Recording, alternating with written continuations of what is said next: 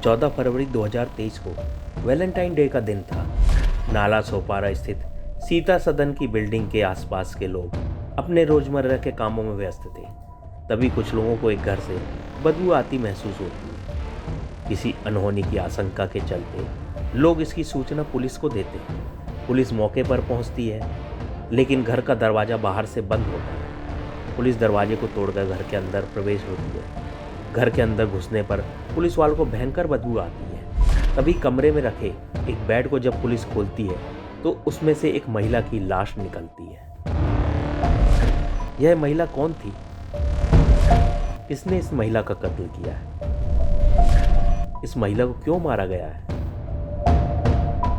आइए आपको बताते हैं पूरी घटना क्या है। नाला सोपारा के सीता सदन में हार्दिक शाह और मेघा थोरवी नाम के युवक युवती लिव इन में रहते थे। हार्दिक शाह मुंबई के मलाड के एक नामचीन हीरे व्यापारी का बेटा था। मॉडर्न ख्याल का हार्दिक शाह पैसे से बहुत अमीर था।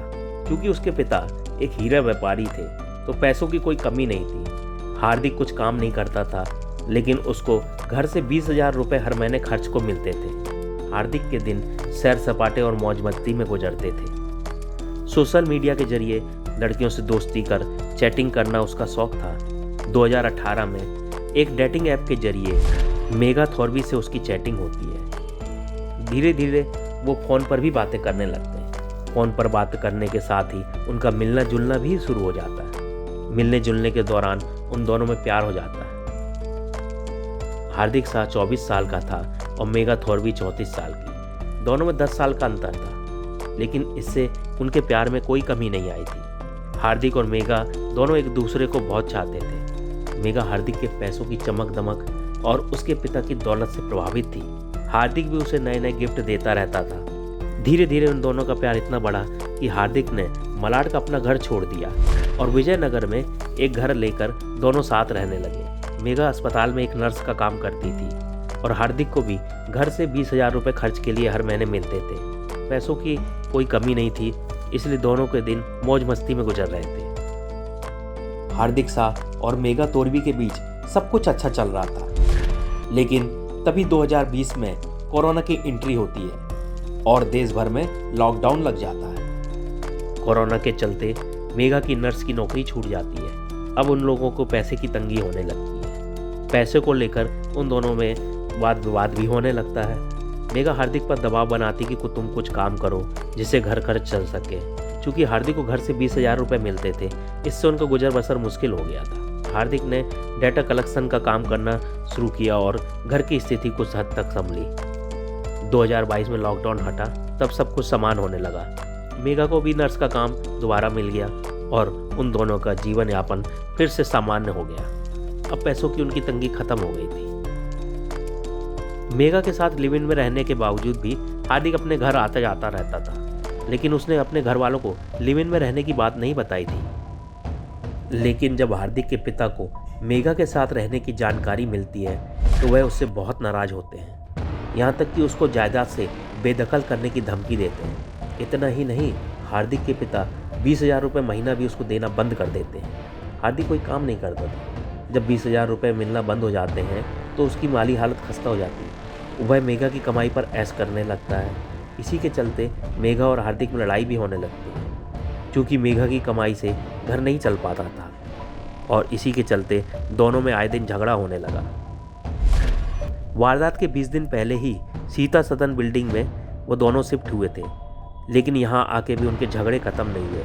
पैसों की किल्लत के चलते आए दिन उनमें झगड़ा होता रहता था। 11 और 12 फरवरी की रात को भी हार्दिक की बेरोजगारी को लेकर दोनों में झगड़ा होता है। इसी झगड़े के दौरान हार्दिक तौलिए से गला घोंटकर मेघा की हत्या कर देता है। इतना ही नहीं, मेघा की चाची को हार्दिक व्हाट्सएप पर एक मैसेज भेजता है और कहता है कि उसने मेघा का कत्ल कर दिया। मेघा थोरवी की हत्या करने के बाद हार्दिक वहाँ से फरार होने की सोचता है, लेकिन उसके पास पैसे नहीं होते। इसके लिए वह घर का फर्नीचर 4,500 रुपये में बेचता है और मुंबई से राजस्थान की ओर भाग जाता है। मेघा की चाची इस मैसेज को पढ़कर घबरा जाती है और वह real estate agent Sanjeev Thakur को इसकी जानकारी देती है। संजीव ठाकुर हार्दिक के फ्लैट पर पहुंचता है, लेकिन दरवाज़ा बाहर से बंद होता है। तब संजीव हार्दिक को फ़ोन करता है, लेकिन फोन स्विच ऑफ रहता है। तभी आसपास के लोग भी आ जाते हैं और घर से बदबू भी आ रही होती है। रियल एस्टेट एजेंट पुलिस को बदबू आने की सूचना देता है। सूचना मिलने पर पुलिस मौके पर पहुंचती है। क्योंकि दरवाजा में बाहर से ताला लगा रहता है, पुलिस दरवाजा तोड़कर घर के अंदर घुसती है। कमरे से भयंकर बदबू आ रही होती है। कमरे में रखे बेड के बॉक्स को जब पुलिस खोलती है तो उसमें से एक महिला की लाश मिलती है। यह महिला और कोई नहीं बल्कि मेघा तोरवी थी और इसकी हत्या का आरोपी हार्दिक शाह था। लाश को देखकर पुलिस अंदाजा लगाती है कि इस महिला की हत्या 2 से 3 दिन पहले ही हुई होगी। इसके बाद पुलिस पड़ोसियों से पूछताछ करती है। पूछताछ में पड़ोसी बताते हैं कि इन दोनों के बीच आए दिन झगड़े होते रहते थे। पड़ोसियों ने आगे बताया कि चूंकि ये उनका आपस का मामला था, इसलिए किसी ने हस्तक्षेप नहीं किया। इसके बाद पुलिस शव को पोस्टमार्टम के लिए भेज देती है और आरोपी की तलाश करने लगती है। लेकिन पुलिस को मकान मालिक से मिले हार्दिक के मोबाइल नंबर से सबसे ज्यादा मदद मिलती है।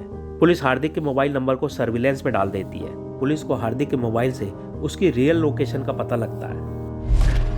मुंबई पुलिस क्राइम ब्रांच की मदद लेती है और क्राइम ब्रांच आरपीएफ की मदद से मध्य प्रदेश के नागदा रेलवे स्टेशन से हार्दिक को पकड़ लेते हैं। उस समय हार्दिक ट्रेन की बोगी में यात्रा कर रहा होता है। क्राइम ब्रांच हार्दिक को गिरफ्तार कर तुलिंज थाने के इंस्पेक्टर सैलन नागर को सौंप देती है। पुलिस की पूछताछ में हार्दिक अपना जुर्म कबूल कर लेता है और वह बताता है कि तौलिए से गला घोंटकर उसने मेघा तोरवी की हत्या की थी। इसके बाद पुलिस हार्दिक को जेल भेज देती है। तो ये थी हार्दिक शाह के जुर्म की दास्तान।